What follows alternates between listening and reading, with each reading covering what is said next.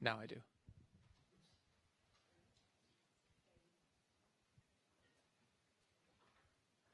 Okay, good afternoon and welcome to the Allen School Colloquium. I'm Noah Smith, representing the faculty in the Natural Language Processing Group. Here with me today is also Hannah Hajishirzi, who is going to do these introductions, but she has a cold. We represent a much larger set of faculty in the Allen School and across campus doing natural language processing. I'll give a quick plug. If you want to learn more about NLP after these talks, you should take the Quals course 517 being offered this winter. I am delighted today to introduce to you 4 graduate students who are doing cutting-edge research in natural language processing from the Allen School. And without further ado, we're going to start with Julian Michael. I think I'll be using. I think they prefer you use this one. Is that so? Yes. Okay. Hi, everyone. My name is Julian Michael. I'm a student in my 5th year of my PhD with Luc Zettelmoyer. And I'm going to be talking about some work that myself and colleagues have done on representing meaning using question-answer pairs. So when doing natural language processing, one of the questions that we're trying to answer is how do we build machines that understand language? And I think a reasonable place to start is to ask, how do humans understand natural language? Take this human, for example. He can comprehend an essentially infinite number of natural language sentences, even though he does it using his brain, which is small and finite. That's a conundrum. How does the small and finite make sense of the infinite?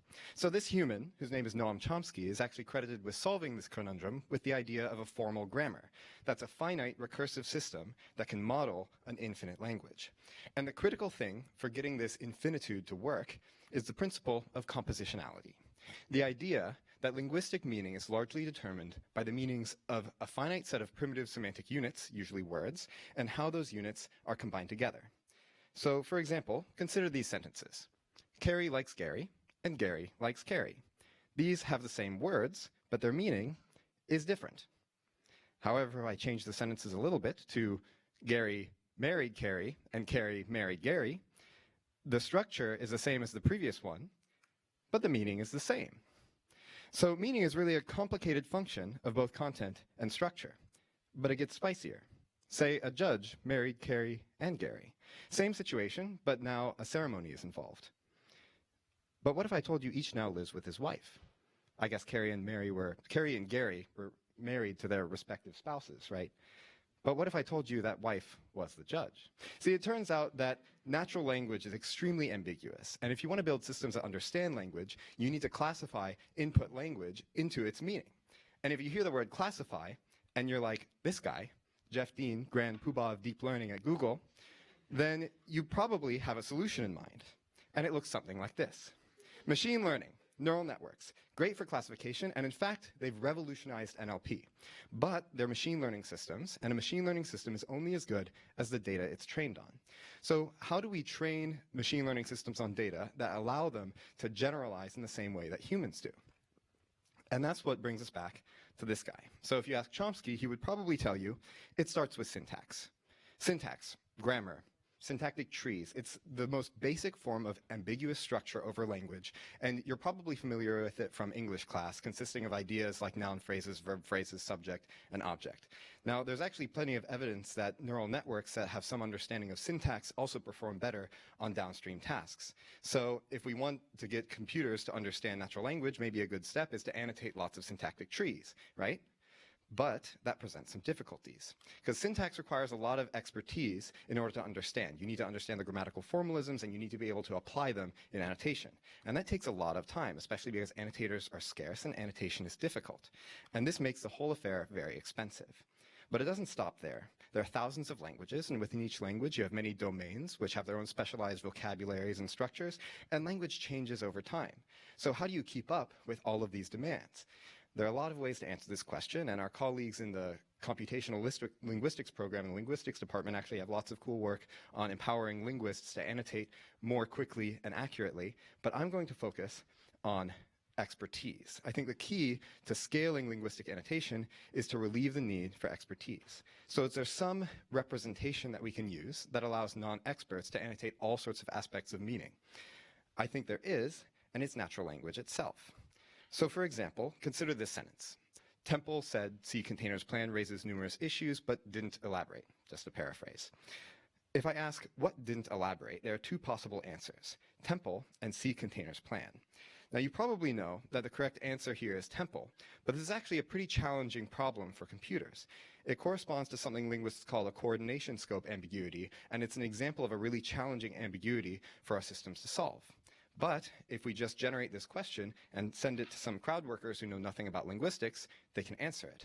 And so we can get indirect annotation of syntax trees from non-experts. And this is the idea that inspired the first project I'll describe to you, which is on human-in-the-loop parsing. This is joint work with Luheng He, who's now at Google, and Mike Lewis, who's now at Facebook, as well as my advisor. The basic workflow is like this. You start with the syntactic parser. It generates a bunch of possible trees that correspond to grammatical relations like the subject of elaborate. And you pass this into a rule-based question generator, which produces human-readable questions. We pass this into a crowdsourcing platform, collect human judgments, and then use those to construct constraints on the syntactic tree that, combined with the parser, produce a new parse tree that's hopefully more accurate than the original. Now, this actually worked decently well. We had positive results. So the blue bar here is the baseline parser, and the green bar is after we add the crowd annotation. But the gains were pretty modest, and it was a little bit disappointing. But when we looked at the data, it made a lot of sense. A lot of the errors were caused by what I'd call the syntax-semantics mismatch. So here's an example that's hopefully representative. Cully Pharma is a New Jersey-based pharmaceuticals concern that sells products under the Puripack label. What sells something? So the syntactic subject of sells is this long phrase, but annotators universally answered Cully Pharma because it corresponds to the same exact entity, and it's a more natural way of referring to that entity. So the issue here is that people aren't thinking in terms of syntax. They're not thinking in terms of the same abstractions as the linguists are. They're thinking just in terms of meaning. So if we want non-expert annotation of linguistic structure, we have to start with semantics, not syntax. And so that's the idea that inspired the next project I'll describe on question-answer meaning representations. This was joint work with Luheng and Luke, as well as Gabi Stanovsky, who's a postdoc here, and Ido Dagan, who's a professor at Bar-Ilan University in Israel. So the workflow here is much simpler. We start with natural language text, we pass it into a crowdsourcing platform, and then crowd workers just write lots of question-answer pairs. So no parser is involved. Annotators write all of the questions, unlike before where we generated all the questions. And we actually have to work a lot harder on the task design here to make sure that we get the right coverage of the different relations between words in the sentence and that we have good quality of data. So it actually took something like 10 iterations of the crowdsourcing task to get this right, but we eventually got some pretty cool results. So here's an example of what our QAMRs, or question-answer meaning representations, look like. You have question-answer pairs that correspond to all sorts of grammatical relations that are already acknowledged by linguists. For example, we have subject, object, and modifiers of verbs. We have things like measurement relations, so that 61 years is how old Pierre Vinken is, or we have decomposition of proper nouns, like the fact that Pierre Vinken corresponds to a first name and last name. So if we do a quantitative comparison between relations we extract from these question-answer pairs and existing linguistic resources, we find that as long as we had enough annotators annotate each sentence, we would get very high coverage of the vast majority of interesting semantic relations between words in the sentence. So this is pretty cool, but we also get some stuff beyond what's in existing annotations. So in this sentence, which I kind of like, we have Baruch ben Neriah, Jeremiah's scribe, and an annotator wrote, "Who did Baruch work for?"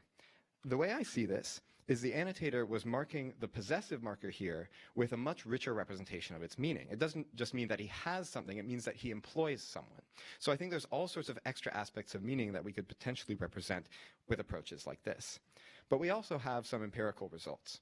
So our data set consists of over 100,000 question-answer pairs on over 5,000 sentences, and when we ran some rule-based algorithms to produce graphs directly from the question-answer pairs, we got competitive agreement with existing parsers at the time on abstract meaning representation, which is a graph-based formalism of meaning that's pretty commonly used in NLP.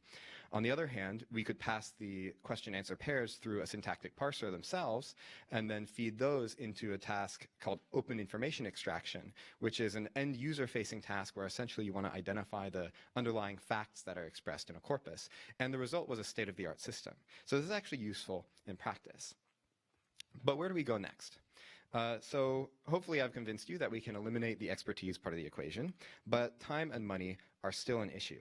And actually I have some follow-up work that I don't have time to tell you about, but I would encourage you to go look at using an approach called QASRL, which is somewhere in between the two approaches that I've mentioned already. We have a data set of over 64,000 sentences, and there's even an explorer at browse.qasrl.org.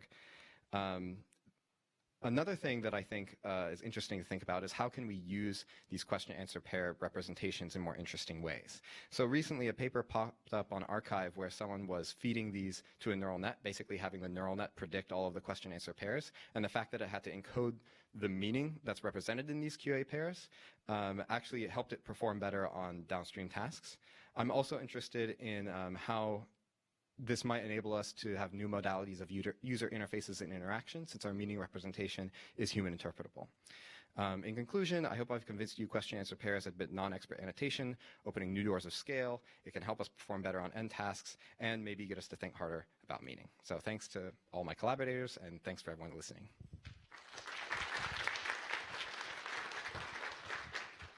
I think we have time for a question or two.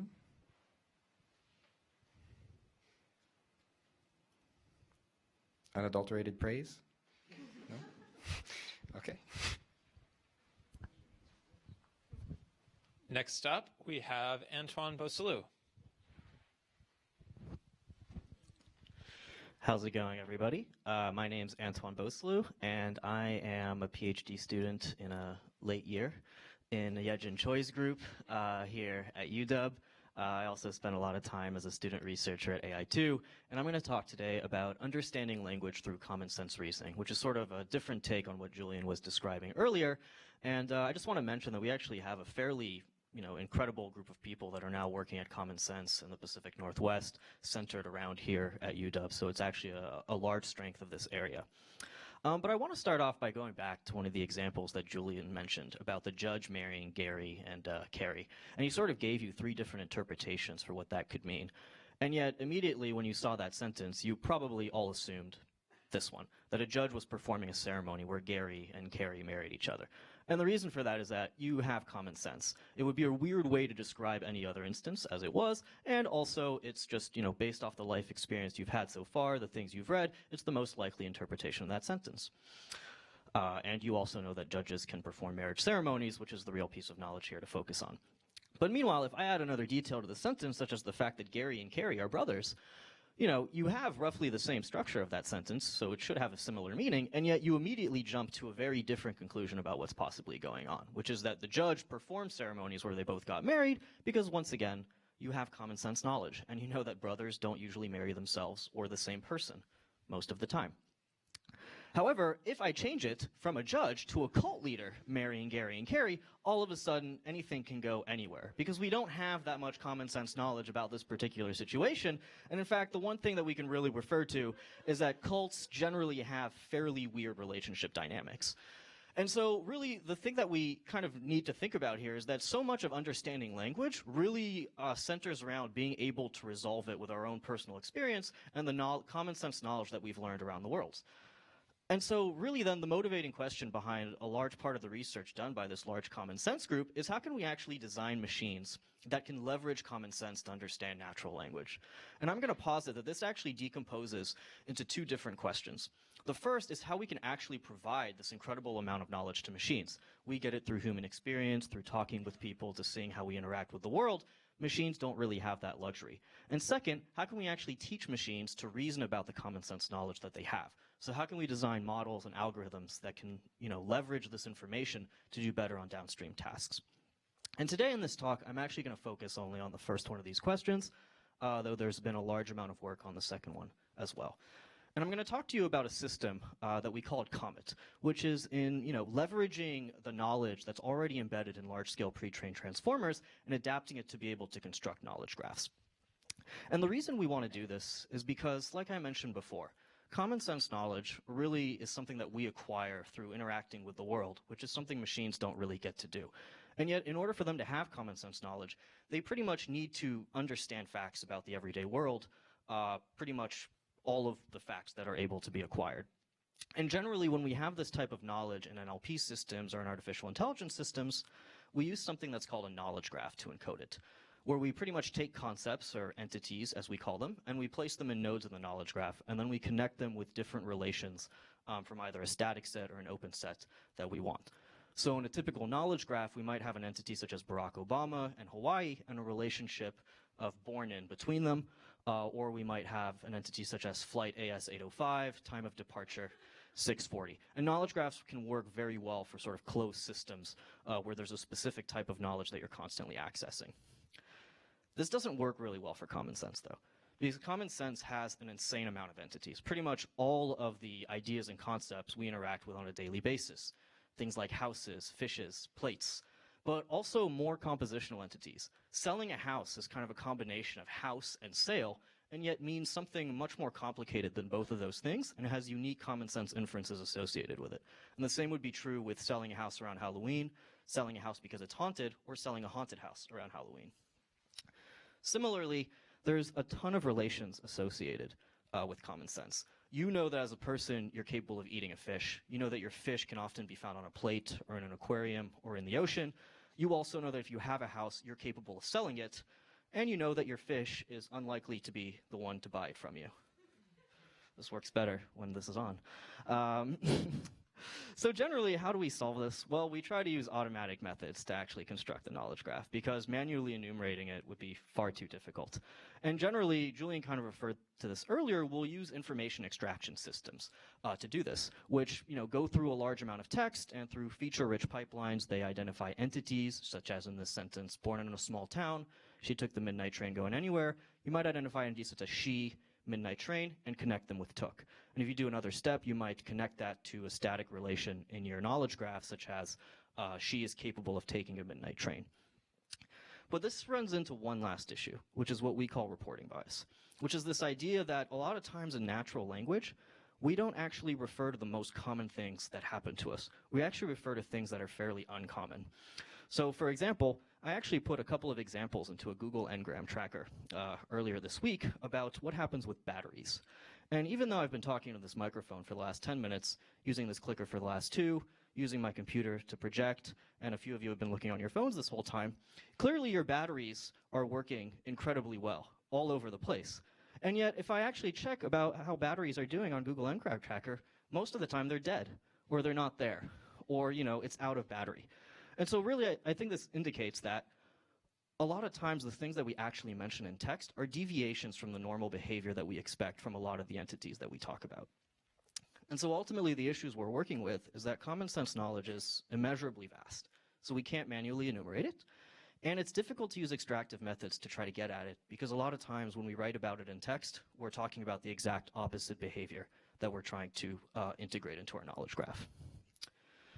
Luckily for us, this last year has seen a huge advance in natural language processing associated with large-scale pre-trained language models, which have pretty much gone through every NLP test that we have and gotten state-of-the-art performance.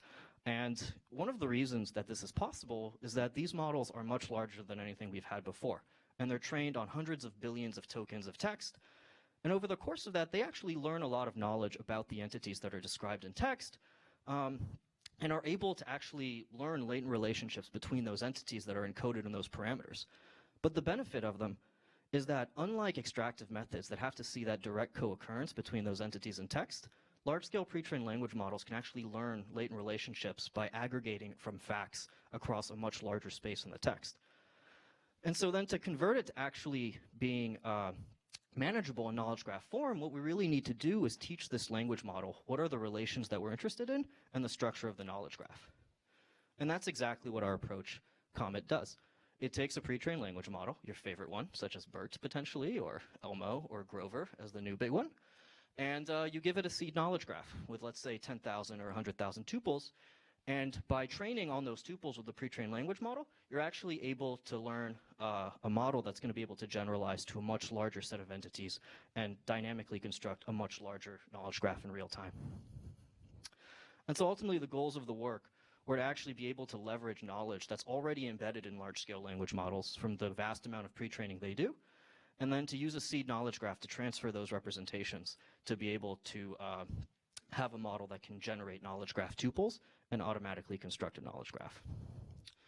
And so the main question that emerges from this entire introduction is, what is the quality of the knowledge that's actually produced here? And well, I'm going to throw some numbers at you. We ran this on 2 different Commonsense knowledge graphs, and we got some promising results, such as on atomic, 78% of the tuples we were able to generate were correct. That might seem fairly low, but when we look at human evaluation of the test set of atomic, it's actually only at 86%. So we're actually pushing on what human performance would be there. For ConceptNet, it's an even more promising result, where 92% of the knowledge we generate is correct, which vastly approaches the 95% performance by humans on that exact same development set. And when we look at examples, we can kind of see some clear instances of where this knowledge is correct, such as being able to generate that mango is a fruit. Now, that might seem obvious to anybody here, but the truth is, if I tell you that the only example in the training set about mangoes is the fact that mango can be used for salsa, that's not necessarily a very promising foundation on which to learn that it's a fruit. And in fact, without using a pre-trained language model, it predicts that a mango is a spice. It can also learn things like the fact that a doctor is capable of saving a life, or even something as simple as playing a game has a prerequisite of having the game, which you're unlikely to find mentioned directly in any type of corpus. Finally, my personal favorite, that living has as a last sub-event dying, which for most of us will unfortunately be true. But ultimately, we don't just want to see some cute examples of, fixed knowledge graphs working well. We really want to see this, generalize to new concepts. So really compositional entities, the type of dirt that we're going to find in real text.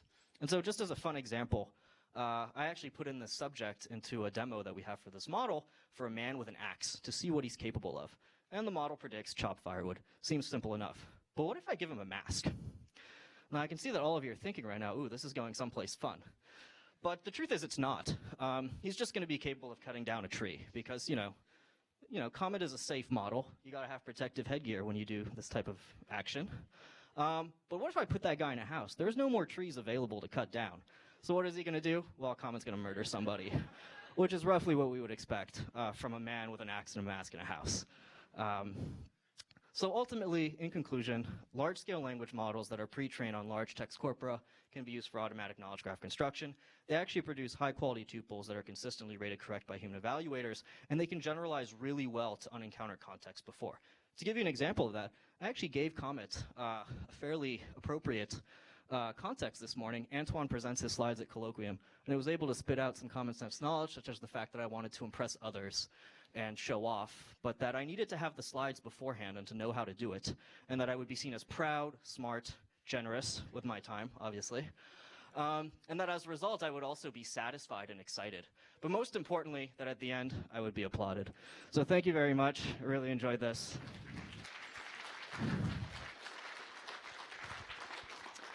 And if you have any questions, feel free to ask them, or feel free to shoot me an email. And there's the demo link if you want to play with Comet yourself. It's a lot of fun to put some stuff in there.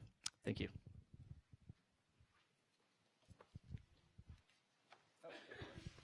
Can you explain again how, so it sounded like its problem, which was like people don't write about things that are common, and this you solve this with a language model? Yeah, so that's a really good question.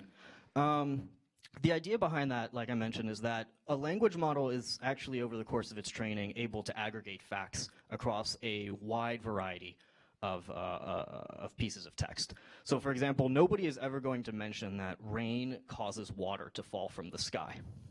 And yet you might see examples like, rain is caused by clouds, and clouds are built up by water vapor, which is done through evaporation from puddles. And so it can aggregate across a lot of these different facts, such that it's able to learn relationships between these different entities with a language model. And because it's all encoded latently, it doesn't need to have these exact direct co-occurrences that an extractive model would need.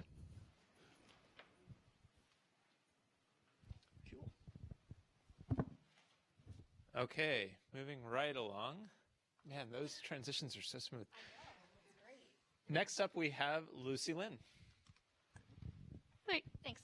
Hi, my name is Lucy Lin, and I am going to talk about the use of religious rhetoric to advance policy goals in the United States Congress, and how NLP methods can improve our understanding of this area.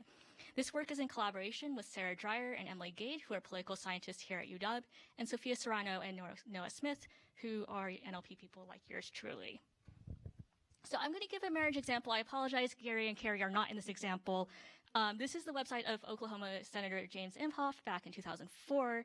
A long time ago. And on it, he links to his floor speech about a proposed protection of marriage amendment. If we go to his floor speech, he argues that by definition, marriage should be between a man and a woman, and that this needs to be enshrined in the Constitution. And he also makes an explicit link between the law and scripture, where he's arguing that to go back to the law, go back to the scriptures, and making this sort of policy religious link explicit.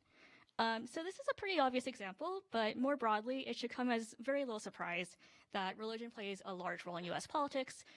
Nearly all legislators, past and present, express some form of religious belief. And it follows naturally that politicians may evoke religious belief or other terminology to advance certain policy objectives. For example, the reference to scripture earlier, or more subtle appeals to morality rooted in religious belief. And however, it's not really clear when or how religious rhetoric is invoked, what policies are used, etc. And so we're going to ask two questions here. One is, which policy priorities are U.S. legislators more likely to discuss using religious rhetoric? And the second is if these patterns vary by partisan affiliation. And so what we're going to propose in this work is a way to measure co-occurrence between religious rhetoric and policy positions. And we're going to do so through the lens of U.S. congressional web archives. And in order to do that, we have NLP techniques. So just to sketch out the remainder of the talk, I'll briefly discuss our corpus of congressional web archive data, talk about at a high level some methods for identifying religious rhetoric and policy positions in this corpus, and finally show some results because charts are great. So you might be familiar with the Internet Archive and or Wayback Machine, which scrapes the web and takes snapshots of web pages for archival purposes. And so that's great. And so we use their data. We take the 160 million plus website snapshots from the House and Senate.gov domains. And these span from 1997 through 2013. And so this data is really messy and unstructured, and it's delightfully so because there's basically everything you could possibly want, and also things that you didn't expect were there. So floor speeches, newsletters, opinion pieces, and so on. And this is great because it's a very public it's an archived public view of what legislators are doing and how they're presenting themselves. And so this is a pretty novel data source for political analysis and hopefully captures some of the behavior we're interested in.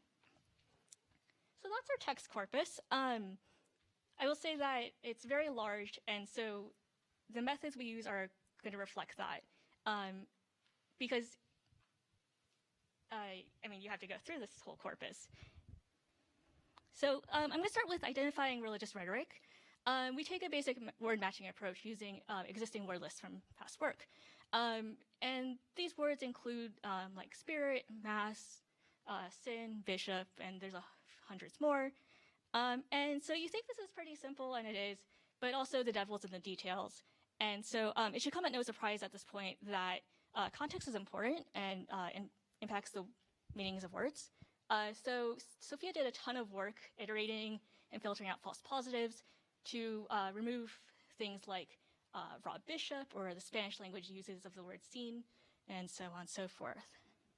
And so I won't go into more details about other validity checks we performed, but we end up with about 70 million religious word occurrences in 22.4 million documents. So that's that. We'll hold on to that thought.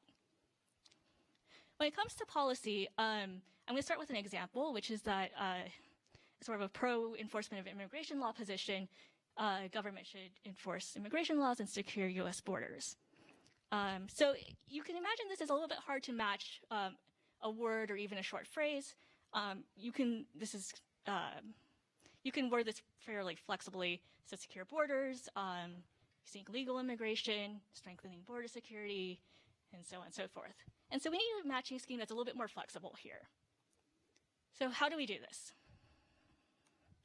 We're going to create example policy propositions which express the positions we're interested in. So the immigration statement earlier is one example. Here are some others. For example, welfare programs help needy American families thrive. And so we're going to want to find instances of this in our corpus. And we're going to do so in a scalable fashion using sentence embeddings. So you can think of a sentence embedding as a fixed length vector representation of a sentence. And we're going to operate under the assumption here that our embedding function maps sentences such that sentences with similar meaning are close to each other in this space. That is, two similar sentences will have high cosine similarity with each other. And so this is great because this is very fast to compute. It just boils down to matrix multiplication. And so we do this naively across the corpus. We take our example and take the highest scoring sentences in our corpus. And even a naive search is pretty fast. So that's how we find matches of specific policy positions. We focus on 4 policy areas here that we think are likely to be expressed in proximity to religious rhetoric. We do so under 2 axes, domestic foreign, and progressive conservative. And so these 4 areas are social welfare, sexual and reproductive regulation, foreign aid, and national security. And so we also add a 5th area, constituent services, which constituent services like tours and internships. And we don't expect these to be expressed in religious terms or be partisan. So that's how we did things. And so what do results look like?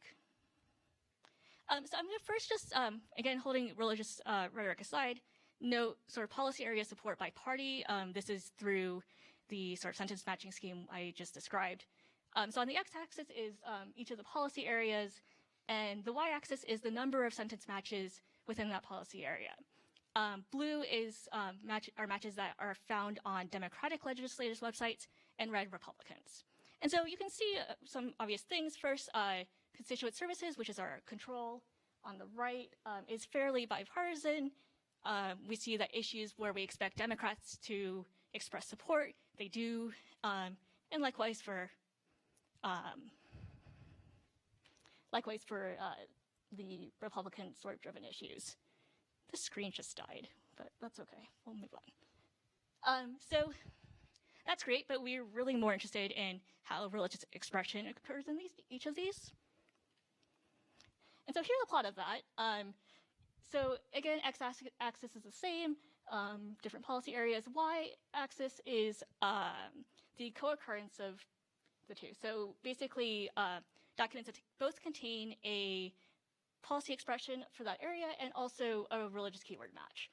And so we can see a couple of things. First, just get out of the way, constituent services does indeed have lower co-occurrence of religious rhetoric. And so that's kind of reassuring, and this is also true regardless of party. And we also see something kind of counterintuitive, which is, I think, quite neat, where I mentioned that Republicans are less likely to, or they express support for social welfare positions less frequently, much less frequently. And, but when they do, they actually use religious rhetoric in conjunction with that, more so than Democrats. And the reverse is true for sexual and reproductive regulation, where Democrats seldom express support for this, but when they do, they are very likely to do so in proximity to religious rhetoric. And I think that's really neat. And to step back for a second, I guess it's nice that we started out with these sort of operating questions about how legislators behave. It's hard to observe. But then we have this corpus of text where you have web data, and it's kind of describing how legislators have pushed these priorities over the years. But this is really hard for a human to look at, or even a human with a lot of mechanical Turk money. But through principled application of NLP methods and also domain expertise from Sarah and Emily, we can generate hypotheses like this in a data-driven manner. So just to wrap up, if you took a nap, it's a long day, don't blame you. We examined the intersection of religious rhetoric and policy priorities in the US Congress, and we did so using NLP. Thank you to my collaborators, Sarah, Sophia, Emily, and Noah, and I'm happy to take questions. Thanks.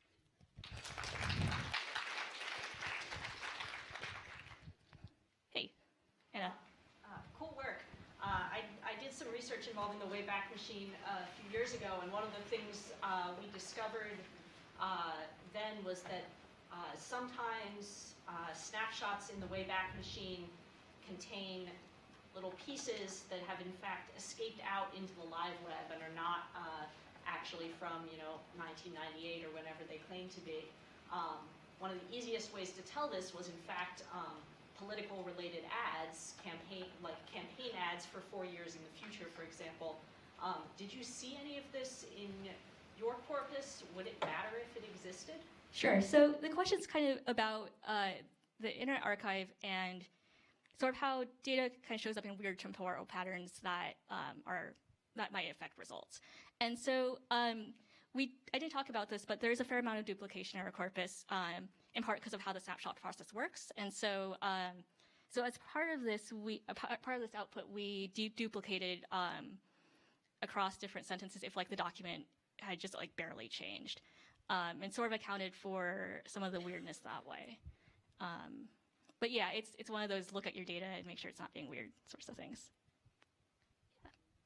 Do you have any sense which of these findings would be similarly likely in verbal text as in like websites? So the question is about whether these conclusions might hold up in speeches and other spoken text. I don't have a good sense for that at all. One way to look at this might be to take so a lot of legislators post like their speeches and other testimonies, and so one could maybe filter down and start there, but I haven't looked at that. Okay. Last but not least,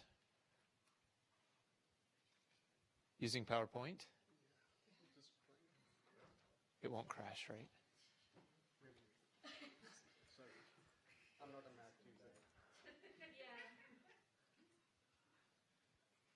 Last but not least, we have Sachin Mehta. Hello, everyone. I'm Sachin. So I work on developing efficient machine learning architectures for computer vision and textual data. And I work with Rick, Mohammed, Linda, and Hannah. So today, first I'll briefly go over about my research work, and then I'll talk about my current work on how we can make sequence models more efficient. Okay, let's get started. So here we have a graph that compares the image accuracy on ImageNet dataset of different models. Probably most of you know about these models, AlexNet, GoogleNet, ResNet. And here we also compare with the human level performance. In 2016, basically when ResNet was proposed, they claimed that they outperformed the human level accuracy. And they said that it's basically they went from 8 layers to 151 layers, and that helped them to improve the accuracy. One of the problems with creating these deep networks is they are good at accuracy, but they are slow and power hungry.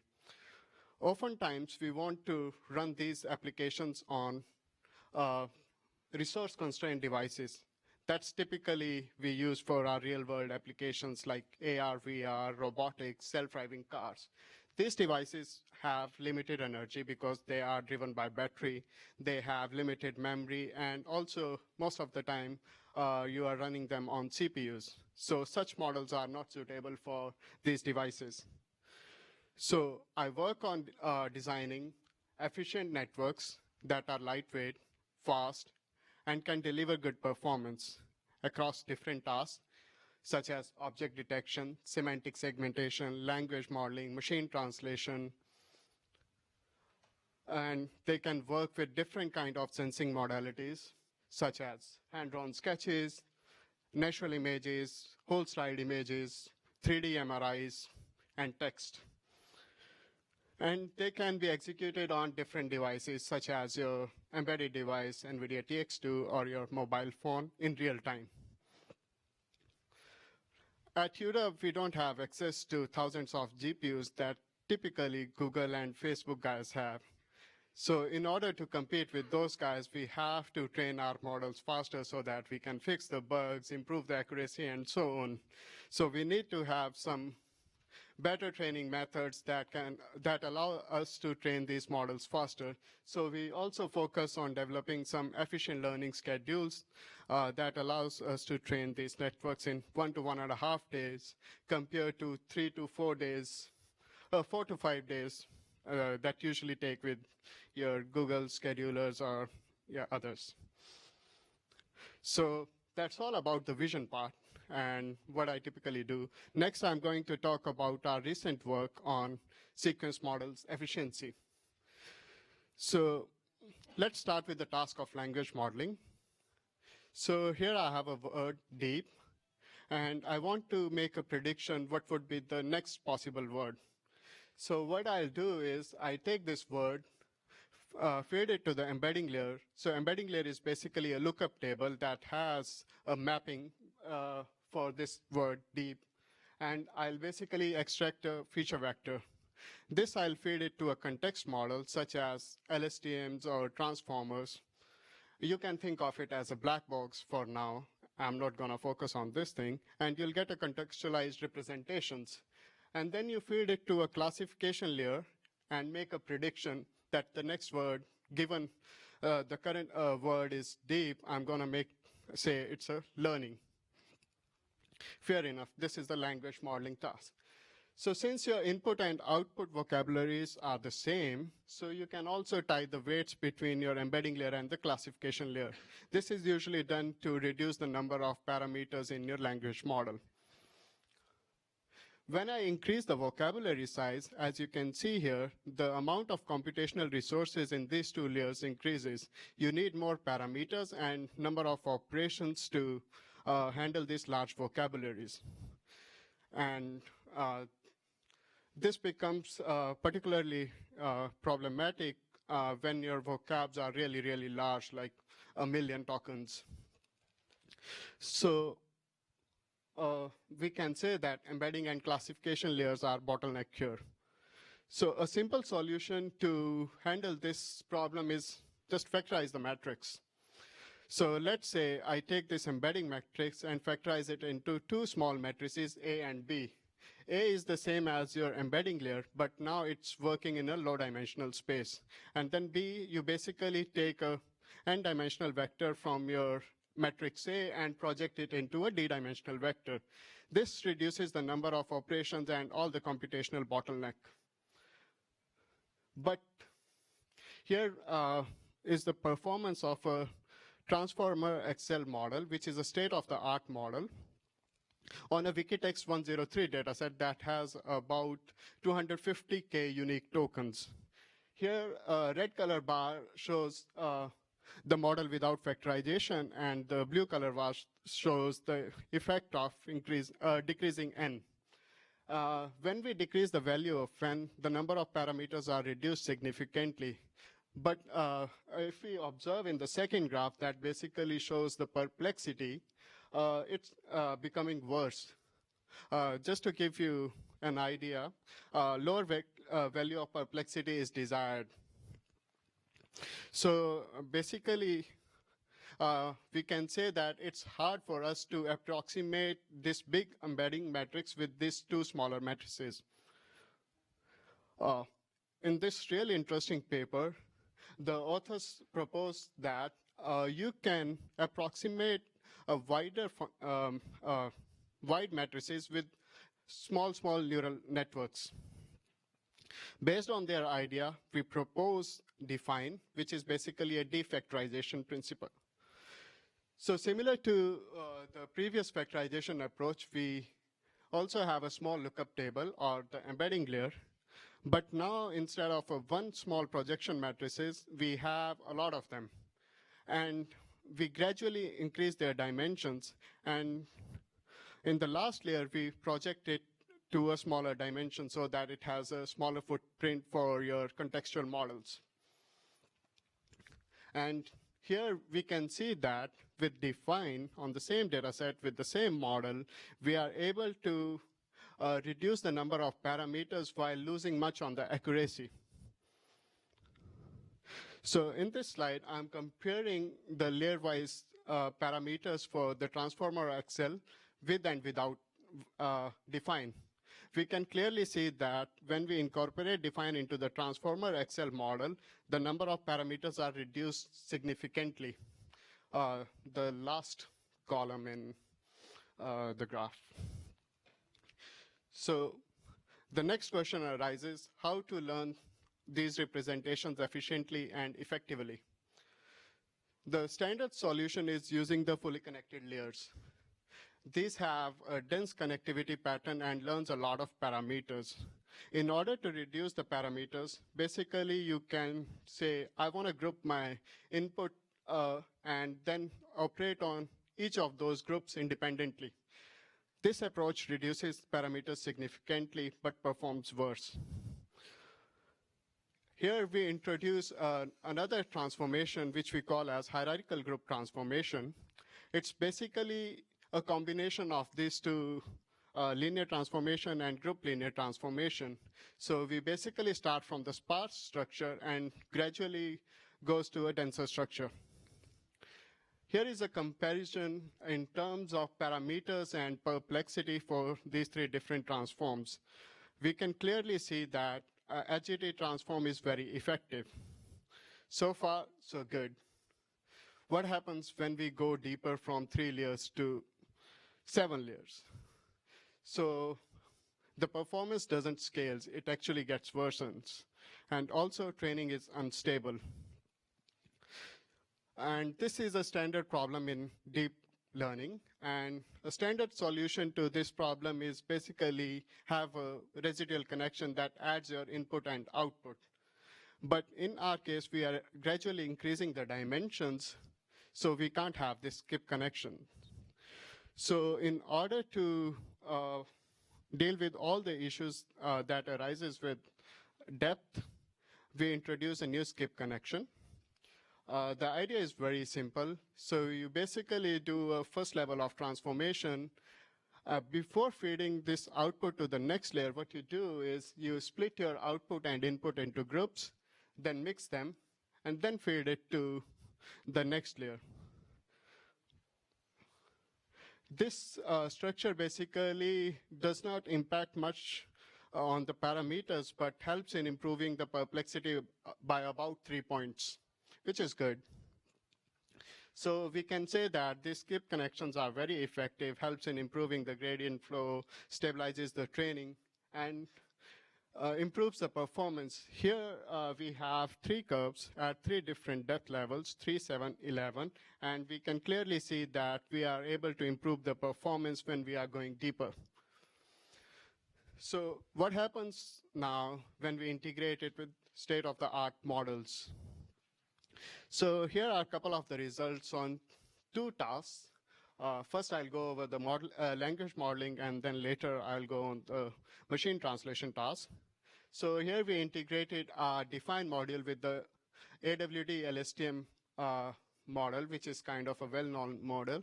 And we can clearly see that we were able to reduce the parameters by about 4 million while simultaneously reducing the perplexity by about 4 points.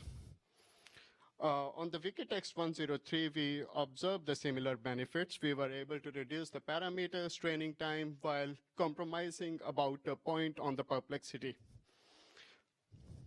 On the task of a neural machine translation, we were able to reduce the number of parameters by about 30 million, while simultaneously improving the BLEU score about 2 points. So, to summarize, define is really an efficient way of learning representation, addressing the computational bottleneck that arises in the embedding and classification layers due to the large vocabulary sizes. Thank you.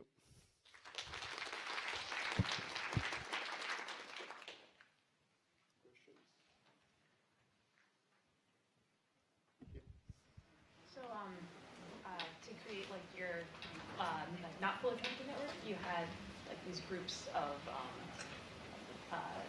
nodes at each layer. How did you choose hyperparameters like the number of groups, or is that? Oh, so basically we linearly expand the number of groups. Let's say I want to expand the dimension from 64 to 4096, and I want to do it in n layers. So I linearly span this space from 64 to 1024 in 7 steps, and then decide the number of groups. It's dynamic, it's not fixed. Okay. Thank you.